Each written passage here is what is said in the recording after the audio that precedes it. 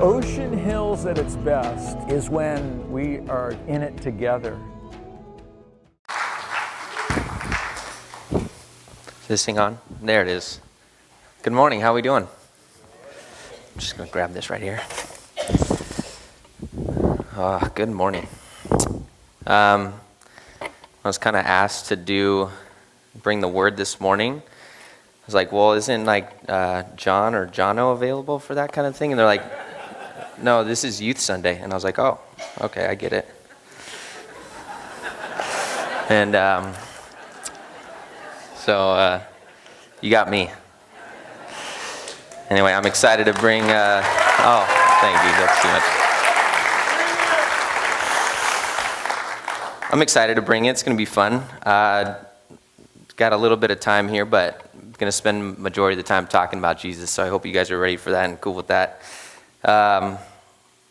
It's kind of I was thinking about, what we're gonna talk about. We got the youth, we got communion, and with those two things, the one kind of factor that came together for me was like suffering. I was like, yeah, being with the kids, teaching them, learning things, like it can be really hard and difficult suffering all the time, leading high school kids, talking them through their situations and just getting to know their stories. We have some awesome kids. I would like to give it up for them if you guys want. Like they're awesome. I love hanging out with them.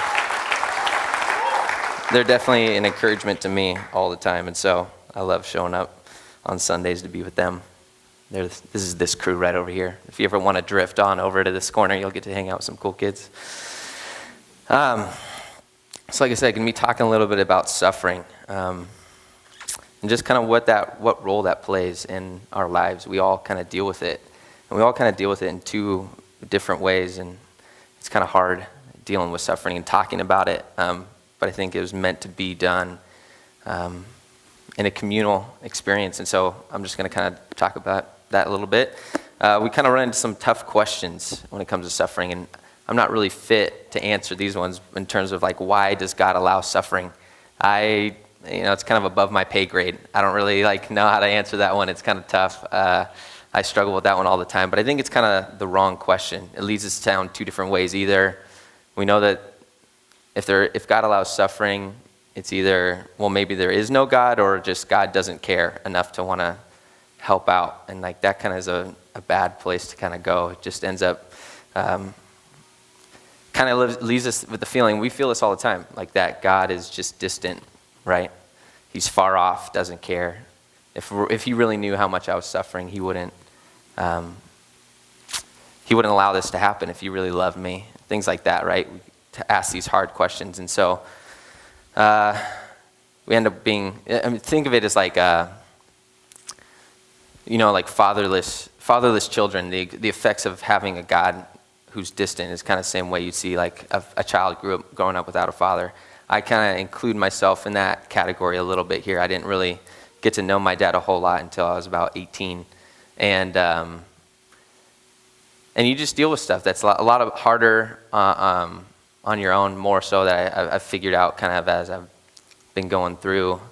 Relationships with people are a little hard. When I see suffering, I kind of tend to avoid it, and I just kind of say like, oh, that's tough for you, and I don't really want to go and touch that, because I feel like I'm pretty independent. I've picked myself up by my bootstraps, kind of a self-entitled, prideful attitude, and you're like, you can do that, you'll be able to get through it, don't worry about it. And so it leaves us in a lot of ways. So when suffering comes at us, and God is distant and far off, if that's what we think, we end up being angry, bitter, proud, entitled. And this culture of independence too, I want to talk a little bit about that. We feel independent, and we feel like that's a good thing, that we just don't need anything, right? If we can just get through life and not need anything, not need anyone for anything, then we've really succeeded, we've become successful. But this problem with suffering is when it comes up, all of a sudden it's like, you do need people, and you're like, no, I don't want to deal with that. I don't need anybody, right? And so it leads us down this wrong way. But I guess the one thing that I want to say to, if we're feeling that way, well, first off, a disclaimer.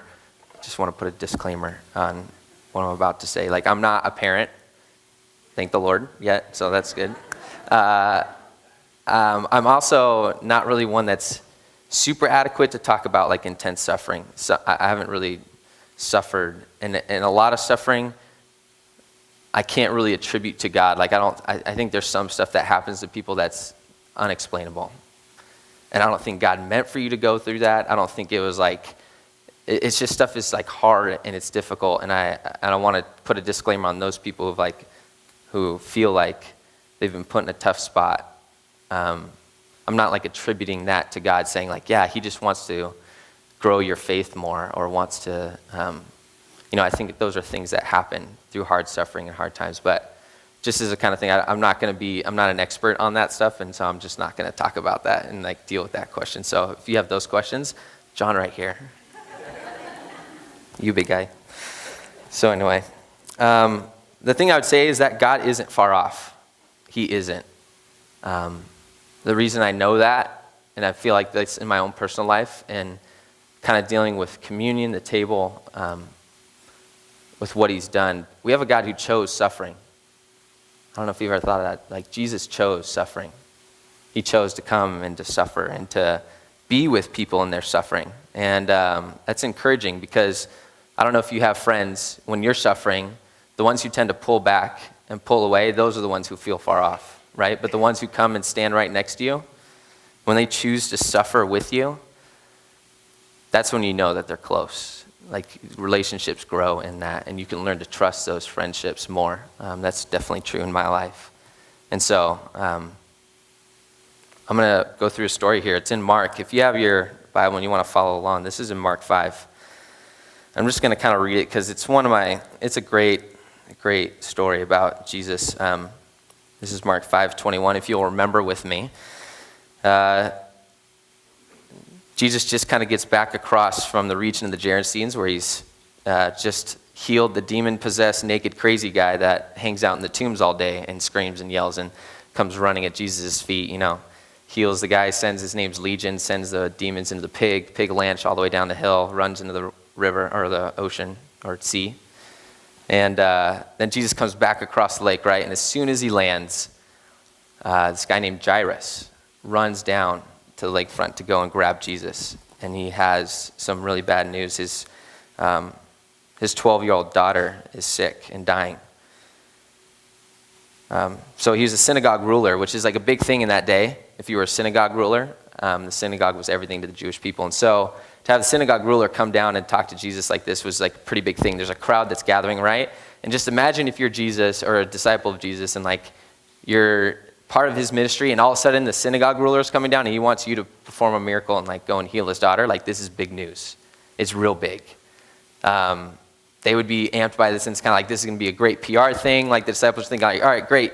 Our ministry is really going to be like spear fronted, like just right to the front. Here's our biggest thing. Jesus is going to do this. We're going to be known everywhere, right? And they're thinking it's going to take off. And so Jesus is like, all right, I'll go with you.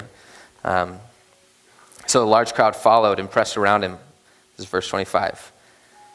And as they're heading up, a woman who was there who had been subject to bleeding for 12 years, she had suffered a great deal under the care of many doctors and spent all she had. Yet instead of getting better, she grew worse. I wonder if that's any of our stories. You try hard, you spend all your money, and you still end up just getting worse, no explanation. When she heard about Jesus walking down the street, she came up behind him in the crowd and touched his cloak, because she said to herself, if I just touch his clothes, I'll be healed. And immediately her bleeding stopped, and she felt in her body that she was freed from her suffering. And this is great. At once Jesus realized his power had gone out from him. He turned around in the crowd and he said, who touched my clothes? I just think that's so funny, right? As if he didn't know. And they're in a crowd, right? So it's like everybody around him's like, the disciples look at him, they're like, you're crazy. Everybody's touching you right now. He's like, no, seriously, somebody touched my clothes. Who did it? Right? Could you imagine that? Like, what is this weirdo thinking? But all of a sudden, this woman's kind of drawn out of the darkness. Like, she kind of reaches up, does it, feels she's free, and starts to walk away. And Jesus is like, who touched me? Right? And now she's stuck in this balance of like, do I admit that I was that one? Do I kind of come forward, right? So it says, Jesus asked again. He's like, who touched me? And it says, when Jesus kept looking around to see who had done it, he's like, who did it? She kind of comes up and falls on her knees, trembling with fear, and she tells him the whole truth. What do you think the whole truth is with a woman who's got 12-year story of suffering? 12 whole years, spending money on doctors, not getting her anywhere, right? And don't forget, Jesus is on his way to heal Jairus, the synagogue ruler's daughter, right? And he stops to listen to this woman's story. Now, if I'm Jairus, right, and I think a lot of us feel like this way with God and Jesus sometimes. We're like, we're kind of on the way to do something here. Like, if you didn't notice, I just kind of got on my knees and asked you to come and help me out, and you're sitting here and you want to talk to this woman. Woman, I'm sorry, I'm sure your story's great, but we just really got things to do. Let's get moving, like my daughter's dying, you know. And Jesus stops and listens to this woman's story. And we're like, what, is there more, are there more important people than me? Like, what's going on here, right? Sure enough, right as soon as Jesus is still talking to this woman, he says, daughter, after listening to her whole story, he says, daughter, your faith has healed you. Now go in peace and be freed from your suffering. Right then, members of Jairus' household come running down the hill, and they're like, Jairus, your daughter's dead. Don't bother the teacher anymore. And I just imagine Jesus, he just gets right up, and he looks at him and he says, don't be afraid, just believe. I'm sure just right in his face. Like, just imagine you're Jairus, right? You've just gotten news that your daughter, 12 years old, just died. And your heart, it's like the worst news. I'm not a parent who's lost any child or anything. I'm guessing that's, from what I've heard, that's like one of the worst things you could ever imagine. And here Jesus stands up right in him and speaks right into his life, just says, don't doubt, just believe. So he's like, okay. And so the crowd presumes, and they start walking to Jairus' house. And as soon as they get there, right, they're supposed to walk into the door of the daughter's room. And again, like, this is your daughter's room. This is where she's at. And you're the parent. And like, that's got to be the toughest thing, to walk into that room when you've heard that kind of news. And I'm sure Jesus is the first one, just walks right in. And so to pull a few things from that story, I love that story because I look at Jesus, right? And he's just masterful. So masterful. Talks to this woman who's like got her whole story laid out. Heals her from her suffering for 12 years, right? Listens to her whole story. If that's you in this audience, you've been suffering for a long time, I'd say to you that we have a God who not only wants to heal, and sometimes he does, and he doesn't, and I can't, like I said, I can't explain that, but listens to the whole story. And sometimes as people, like, we just want people to listen, and we have a God who listens. He's close, not far off. And then also with Jairus, when you're in the darkest hour, right, Jesus walks right into the room to be with that family. Walks right into the room. And so I'd say to you that in the midst of your darkest hour, we have a God who walks into that room with you. We have a God who suffers and has chosen suffering. I just love that about Jesus. I don't know. I got a couple, just to recap, I got a couple little tidbits here. To the fathers in the audience, don't be distant. Lean in to what your kids are doing and what others around you are doing, and choose to suffer with them. Because you don't want them to go through knowing that you're far off. Being far off, it doesn't feel good. So lean in. To the people who are suffering, I would say run to Jesus. The example of the woman and of Jairus, like in desperate condition, right? They run to Jesus. Like I said, there's really only two choices. You can go the bitter, angry, self-righteous route of just being proud and just dealing with your suffering on your own. And I choose to do that more often than not, right? And if you think you're protecting other people from suffering, you're not, right? We just get this, I'm just going to protect the other people. I'm just going to deal with my own suffering and just hold it in. And we don't know. We don't do it because it affects all of our relationships, especially the one with our Father. So run to Jesus, persevere. He stands with you and he walks into the room with you. This one's on the back of your programs. This is James 1:2, a little encouragement. Consider it pure joy, my brothers and sisters, when you face trials of many kinds, because you know that the testing of your faith develops perseverance. And perseverance must finish its work so that you may be mature and complete, not lacking anything. Notice it doesn't say not needing anything. that you may be mature and complete, not lacking anything. Later on it says, blessed is the man who perseveres under that trial, because when he has stood the test, he will receive a crown of life that God has promised to those who love him.